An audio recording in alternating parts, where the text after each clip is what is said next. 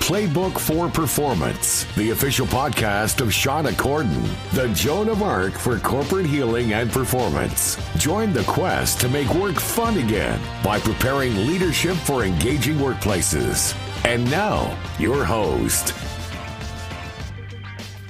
Hey everybody, welcome back. So today in the podcast, we're going to be talking more about how we make the leader's life easier. And today we are going to be talking about team and group coaching. So you may not be familiar with team and group coaching because we've emphasized so much executive coaching, where it's that one-on-one experience with a coach who works with you, gives you that time to think out loud, etc. Or we've been talking about the leader as coach, where they are exhibiting and practicing coaching skills with their subordinates. But it doesn't always have to be the leader. It can be someone acting in that capacity, practicing those coaching skills with teams and with groups. So what's the difference between teams and groups? Well, in the case of a team, they all report to the same manager, or they report to a dotted line manager who is in the head of a project. So often large organizations will assemble these cross-functional teams where they have representatives from everyone in supply chain to purchasing to really iron out processes, things like that, make things more efficient. And so in that case, there's a leader of that project, could be the project manager. And in that case, that would be all those people reporting to that project manager for the purposes of the project. Now, does the leader coach the team? Does the project manager coach the team? No, you want a professional coach in this case, because it is a demanding area to coach in. There's a lot of nuances and kind of moving parts that someone who's professionally trained as a credentialed coach can observe and act on. And it's also generally a good idea that the person who's coaching the team does not also coach the leader of the team separately. They can coach the leader of the team as part of the team unit, but not separately. And that's mostly because we don't want to create the perception that the coach is going to tattle on the team and remove some of that trust and confidentiality that they have with the coach. We just want to feel like everything's transparent and open. And it can be super helpful. So a group, so let me talk about group coaching for a moment. Group coaching could be what we call affiliate, meaning that they're all part of the same sort of situation, or affinity, like they all have a shared topic that they're interested in. So a good example of affinity coaching might be new employee onboarding. They might be in totally different departments, but they're all in that status of new employees who are trying to become more acclimated more quickly to the organization. And group coaching can be super effective. It can be done intimately, like a group of 10, or it can be sort of group coaching approach with 300. So back in the day, I led something that was really popular called the Brown Bag Series, where basically every Thursday morning we had a personal development topic that we ran through with me as coach, or I would host it. Maybe I'd bring in a guest expert, anything from brain health to email etiquette, you name it. And the reason, even though there was 300 plus people on the call regularly, the reason we could call it group coaching is because we were using a coach approach. So we would decide for them, like, hey, figure out what you want to get out of this session. That was like the agenda. And then here's what we're going to talk about today. And then as we presented concepts and ideas, we wanted to pause and give them an opportunity to integrate that. Like, how does that work with my job? Or how does that work with my routine or my habits? Or what changes would I need to make in order to implement this to be effective? Now, we all know about the concept of learning erosion, where we read a book or we take a training. If we don't apply that knowledge within, I think it's 5 business days, there's like an 88% erosion rate. So quickly, think about the last course you attended, podcast you listened to, book you read. Can you name more than 2 or 3 key concepts if you didn't actively take notes and actively make notes for yourself about how you were going to apply it and when, and actually place it in your calendar to say, here's where I'm going to practice this? Now that can be really tough. So we know that we really want to be intentional about this process, and a really good coach will create that learning moment by taking a pause and inviting people to understand how this applies to them, where they can use it, what's really going to help them out, etc.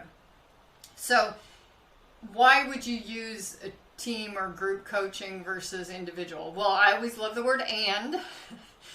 One-on-one coaching and team or group coaching, but super cost effective. So if you can facilitate this with a coach approach, or you can hire an external coach to come do this for you, you're going to facilitate quicker decision making. You'll air obstacles or concerns in a more diplomatic way and resolve them there on the spot. You're going to address any challenges that are happening. You're going to help build rapport by softening some things that people say and amplifying what others are maybe too modest or introverted to really express, that are kernels of truth or really valuable. You want to ensure alignment. So a lot of what I do when I work with teams is I say, I hear this and this. I'm interpreting this as alignment. Is that true for you? Is that what you intended when you used those words? Or do you have another meaning behind those words we need to understand? So, and then just enhancing communication. I think all of us are moving at the speed of light, and we don't take the time to come down to those basic steps and say, I intend this. I want this outcome. And it can be difficult because we think, oh, that's so childish or pedestrian. You know, I want to be more nuanced in my language.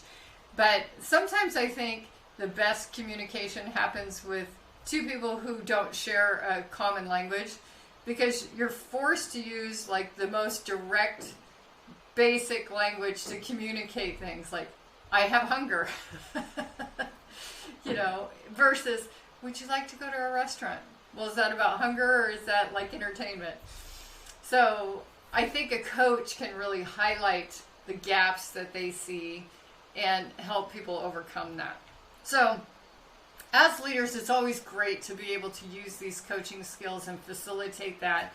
But also, it can reduce the cost of your team development so much if you use these group and team coaching approaches. And you're going to have a much more successful time with just the change management of things. We know that the brain on change equals pain. You know, my colleague Barbara Troutline loves to talk about this neurological concept that we have, where it's like the equivalent of physical pain when we're forced to confront change. And so what is it that we need to do to adapt so we can use good learning strategies and be more effective with change management? And a lot of what a coach can do is help coach them through the change process. So there's a lot of opportunities to utilize coaches to get trained in coaching skills so you can enhance the performance of your team and just make your life so much easier. So much easier. I want all of you to have very full lives where you're not exhausted at the end of the day. You have energy to pursue, you know, enjoyment with your family, your hobbies, whatever it is, and not reserve life for a few hours on the weekend. So the more you as leaders embrace these skills and the help that you can get from professional coaches, the easier your life is going to be, I promise. So I do these trainings on coaching skills regularly. You can do it as a lunch and learn. You can do half-day workshops, retreats, full-day workshops. I'd love to help you out and make your life a lot more rewarding and enjoyable. So if you're watching the podcast, please, invite your friends to this channel, subscribe. Let us know what you want to hear more about, what's super effective, what not so much. That would be helpful too. And you can just drop a comment below. Or you can send an email to our podcast at shawnacorden.com address. We would love to help you out there. Finally, I will be speaking at ICF Converge. So please, if you're going to be there, come say hi, come to the talk. I'm going to be talking about let's not break up, overcoming polarization, and using those coaching skills to have a little more pleasant and less polarizing workplace or in your personal lives. So please join us there. And if you haven't been to Converge, it's just such a cool conference, and I think it's so helpful for people, especially brand new coaches. If you're new to the coaching profession, this is one of the great things you can do to really enhance your career. So until next time, take good care.